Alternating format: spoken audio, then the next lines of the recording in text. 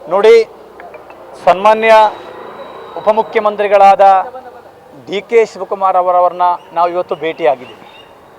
ಅತಿ ಹಿಂದುಳಿದ ಮಠಾಧೀಶರ ಮಹಾಸಭೆ ವತಿಯಿಂದ ಸನ್ಮಾನ್ಯ ಡಿ ಕೆ ಶಿವಕುಮಾರ್ ಅವರನ್ನು ಮುಖ್ಯಮಂತ್ರಿಯಾಗಿ ಮಾಡಬೇಕು ಅಂತಕ್ಕಂಥದ್ದು ಕಳೆದ 6 ತಿಂಗಳಾಗಿ ನಾವು ನಿರಂತರವಾಗಿ ಮಾತಾಡಿಕೊಂಡು ಬರ್ತಾ ಇದ್ದೀವಿ.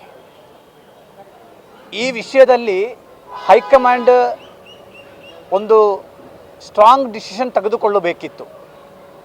ಕರ್ನಾಟಕ ರಾಜ್ಯದಲ್ಲಿ 136 ಸೀಟನ್ನು ತೆಗೆದುಕೊಂಡು ಅಧಿಕಾರಕ್ಕೆ ಬರಬೇಕಾದರೆ ಸನ್ಮಾನ್ಯ ಡಿ ಕೆ ಶಿವಕುಮಾರ್ ಅವರ ಪ್ರಯತ್ನ ಭಾಳ ದೊಡ್ಡ ಪ್ರಯತ್ನ ಇದೆ. KPCC ಅಧ್ಯಕ್ಷದ ಸ್ಥಾನವನ್ನೇ ತೆಗೆದುಕೊಳ್ಳುವ ಸಂದರ್ಭದಲ್ಲಿ ಆ ಸ್ಥಾನ ತೆಗೆದುಕೊಳ್ಳೋಕ್ಕೆ ಯಾರೂ ರೆಡಿ ಇದ್ದಿಲ್ಲ. ಆದರೆ ಶ್ರೀಮತಿ ಸೋನಿಯಾ ಗಾಂಧಿಯವರ ಮಾತಿನ ಮೇಲೆ, ಡೈರೆಕ್ಷನ್ ಮೇಲೆ ಅವರು KPCC ಅಧ್ಯಕ್ಷ ಸ್ಥಾನವನ್ನೇ ತೆಗೆದುಕೊಂಡರು. ಅದಾದ ಮೇಲೆ ರಾಜ್ಯ ತುಂಬ ಸುತ್ತಿದರು, ಹಣ ಖರ್ಚು ಮಾಡಿದರು, ಸಮಯ ಕೊಟ್ಟರು, ಇದೆಲ್ಲ ಮಾಡಿ ಪಕ್ಷವನ್ನೇ ಅಧಿಕಾರಕ್ಕೆ ತಂದರು.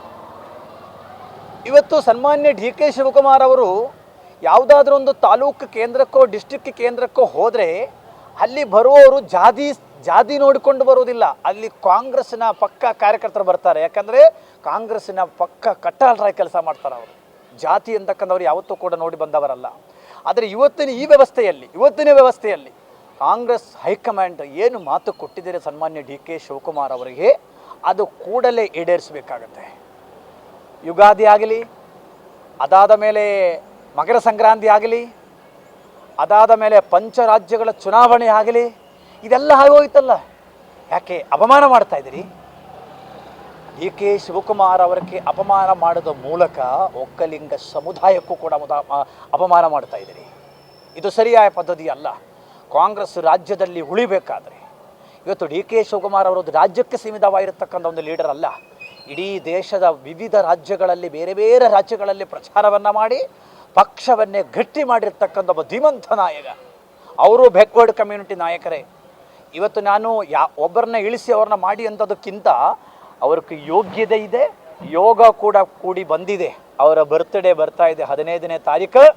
ಹೈಕಮಾಂಡ್ ಈ ಸಲ ಅವ್ರಿಗೆ ಬರ್ತ್ಡೇ ಗಿಫ್ಟ್ ಆಗಿ ಅವ್ರಿಗೆ ಮುಖ್ಯಮಂತ್ರಿ ಸ್ಥಾನವನ್ನು ನೀಡಬೇಕಾಗುತ್ತೆ ಅಂತಕ್ಕಂಥದ್ದು ರಾಜ್ಯದ 32 ಸಮುದಾಯಗಳ ಸ್ವಾಮೀಜಿಗಳು ಒಳಗೊಂಡಿರ್ತಕ್ಕಂಥ ಅತಿ ಹಿಂದುಳಿದ ಮಠಾಧೀಶ್ವರ ಮಹಾಸಭಾ ಕಾಂಗ್ರೆಸ್ಸಿನ ಹೈಕಮಾಂಡ್ಗೆ ನಾವು ಮನವಿ ಮಾಡುತ್ತಾ ಇದ್ದೇನೆ. ಶ್ರೀಮತಿ ಸೋನಿಯಾ ಗಾಂಧಿಯವ್ರಿಗೂ AICC ಜನರಲ್ ಸೆಕ್ರೆಟರಿಗೆ ನಾನು ಮನವಿ ಮಾಡುತ್ತಾ ಇದ್ದೀನಿ. ಕೂಡಲೇ ಒಂದು ವೇಳೆ ಇವತ್ತು ಸಾಧ್ಯವಾದರೆ ಇವತ್ತು, ಇಲ್ಲವಾದರೆ ನಾಳೆಯನ್ನೇ ಕಾಂಗ್ರೆಸ್ಸಿನ ಹಿರಿಯ ನಾಯಕರುಗಳನ್ನೇ ಭೇಟಿ ಮಾಡುವುದಕ್ಕೆ ನಾವೆಲ್ಲ ವ್ಯವಸ್ಥೆಯೂ ಕೂಡ ಮಾಡಿದ್ದೀವಿ. KC ವೇಣುಗೋಪಾಲ್ ಅವರನ್ನ ಕಾಂಗ್ರೆಸ್ ಕೇರಳದಲ್ಲಿ ಭೇಟಿ ಆಗ್ತೇನೆ, ಅನಂತರ ಉಳಿದ ಡೆಲ್ಲಿಯಲ್ಲಿಯೂ ಕೂಡ ನಾವು ಭೇಟಿ ಆಗ್ತೀವಿ. ಒಂದು ವೇಳೆ ಕಾಂಗ್ರೆಸ್ ಹೈಕಮಾಂಡ್ ಅವರಿಗೆ ಅವರಿಗೆ ನ್ಯಾಯವನ್ನೇ ಒದಗಿಸಲಿಲ್ಲ ಅಂದರೆ ನಾನು ಹೇಳುವುದು ಸನ್ಮಾನ್ಯ ಡಿ ಕೆ ಶಿವಕುಮಾರ್ ಅವರೇ ತಾವು ಕಠೋರ ನಿಲುವನ್ನೇ ತೆಗೆದುಕೊಳ್ಳಬೇಕಾಗುತ್ತೆ. ಸ್ವಾಭಿಮಾನವನ್ನು ಎಲ್ಲಿಯೂ ಕೂಡ ಒತ್ತಿಡುವ ಅವಶ್ಯಕತೆಯನ್ನು ಇಲ್ಲ. ಪಕ್ಷ ಇರಬೇಕು, ಒಂದು ಡಿಸಿಪ್ಲಿನ್ ಒಳಗಡೆ ಇರಬೇಕು ಅಂತ ಹೇಳಿಕೊಂಡು ಅವರು ಇವತ್ತು ಸೈಲೆಂಟ್ ಆಗಿದ್ದಾರೆ. ಆದರೆ ಅವರ ಮೇಲೆ ಇರ್ತಕ್ಕಂಥ ಅಭಿಮಾನ ಇರುವವರು, ಪಕ್ಷದಲ್ಲಿರ್ತಕ್ಕಂಥ ಸಾಮಾನ್ಯ ಕಾರ್ಯಕರ್ತನೂ ಕೂಡ ಹೇಳುತ್ತಾರೆ. ಇವತ್ತು ಯಾರ ಅಧಿಕಾರವನ್ನೇ ಅನುಭವಿಸ್ತಾ ಇದ್ದಾರಲ್ಲ, ಕಳೆದ 8 ವರ್ಷವಾಗಿ ನಿರಂತರ ಅವರು ಅನುಭವಿಸ್ತಾ ಇದ್ದಾರೆ. ಅದಕ್ಕೋಸ್ಕರ ನಾವು ಅತಿ ಹಿಂದುಳಿದ ಮಠಾಧೀಶ್ವರ ಮಹಾಸಭಾವದಿಂದ ಮೇ 5ನೇ ತಾರೀಕು ಪೂಜ್ಯ ದೊಡ್ಡೇಂದ್ರ ಮಹಾಸ್ವಾಮೀಜಿಗಳ ನೇತೃತ್ವದಲ್ಲಿ, ವಿಶ್ವಕರ್ಮ ಸಮುದಾಯದ ಸ್ವಾಮೀಜಿಗಳ ನೇತೃತ್ವದಲ್ಲಿ ಗುಲ್ಬರ್ಗದಲ್ಲಿ ಅಲ್ಲಿ ಗುಬ್ಬಿ ಕಾಲೋನಿಯ ಅಂಬಾಭವಾನಿ ಗುಡಿಯಲ್ಲಿ ಒಂದು ಭಾಳ ದೊಡ್ಡ ಚಂಡಿಗಾ ಹೋಮವನ್ನೇ ಮಾಡ್ತಾ ಇದ್ವಿ.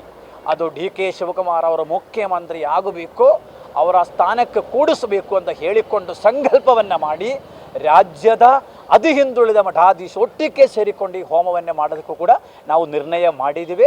ಮತ್ತು ಉಳಿದ ವಿಷಯಗಳೆಲ್ಲ ನಾವು ಮಾನ್ಯ ಉಪಮುಖ್ಯಮಂತ್ರಿಗಳ ಜೊತೆ ಮಾತನಾಡಿದ್ದೇನೆ. ಹಾಗಾಗಿ ಈ ವಿಷಯದಲ್ಲಿ, ಯಾಕಂದರೆ ಒಬ್ಬ ವ್ಯಕ್ತಿ ಎಷ್ಟೊಂದು ಅಪಮಾನ ಸಹಿಸಬೇಕಾಗುತ್ತೆ, ಎಷ್ಟೊಂದು ಕಾಯಬೇಕಾಗುತ್ತೆ, ಇದು ಸರಿಯಾದ ಪದ್ಧತಿ ಅಲ್ಲ ಅಂತಕ್ಕಂಥದ್ದು. ಮತ್ತು ಮಾನ್ಯ ಮುಖ್ಯಮಂತ್ರಿಗಳು ಸಿದ್ದರಾಮಯ್ಯನವರು ಕೂಡ ತಾವು ಅವರನ್ನೇ ಕರೆದು, ಆಯ್ತಪ್ಪ ನನ್ನದು ಇಷ್ಟ ಆಯ್ತೇನೆ ನೀವು ಮಾಡಿಕೊಳ್ಳಿ ಬಿಟ್ಟು ಕೊಟ್ಟರೆ ಮಾನ್ಯ ಮುಖ್ಯಮಂತ್ರಿಗಳಿಗೆ ಇನ್ನೊಂದು ಭಾಳ ಎತ್ತರಕ್ಕೆ ಹೋಗ್ಬೋದಿತ್ತು ಮಾನ್ಯ ಸಿದ್ದರಾಮಯ್ಯನವರು. ಯಾಕೆ ಅದು ಕಾಣುತ್ತಾ ಇಲ್ಲ? ಹಾಗಾಗಿ ನಾವೊಂದು ಕೂಡ ಹಿಂದೆ ಸರಿಯುವುದಿಲ್ಲ. ಅರಮನೆ ಮೈದಾನದಲ್ಲಿ ಬಹಳ ದೊಡ್ಡ ಒಂದು ಬೃಹತ್ ಸಮಾವೇಶವು ಕೂಡ ಕೂಡಲೇ ಮಾಡಬೇಕು ಅಂತಕ್ಕಂಥ ವಿಚಾರವೂ ಕೂಡ ಇವತ್ತು ನಾವು ಚರ್ಚೆಯನ್ನು ಮಾಡಿದ್ದೇವೆ. ಅದಕ್ಕೆ ಅವರೂ ಕೂಡ ಸಕಾರಾತ್ಮಕವಾಗಿ ಸ್ಪಂದಿಸಿದಿವೆ. ಮುಂದೆ ನಾವೇನು ನಿರ್ಣಯ ತೆಗೆದುಕೊಳ್ಳುತ್ತೇವೆ.